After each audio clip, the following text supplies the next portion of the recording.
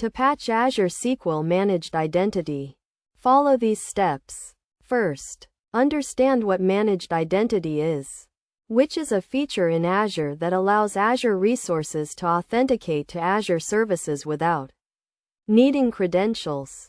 When you enable Managed Identity for an Azure SQL database, it creates a service principal in Azure Active Directory that represents the database.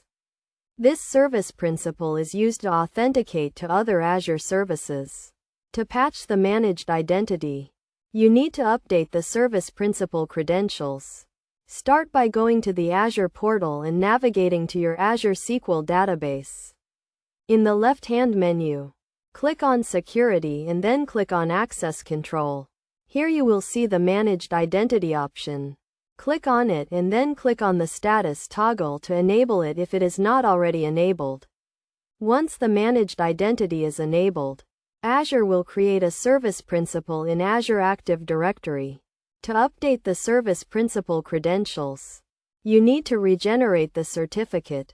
To do this, click on the Regenerate Certificate button and then confirm that you want to regenerate the certificate. This will update the credentials for the service principal.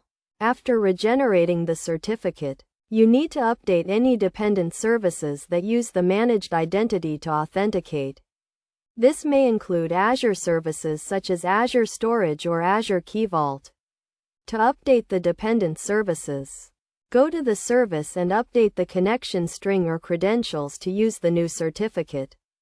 Best practice is to automate the process of regenerating the certificate and updating dependent services using Azure automation tools such as Azure DevOps or Azure PowerShell. By following these steps, you can patch the Azure SQL Managed Identity and ensure that your database can continue to authenticate to other Azure services.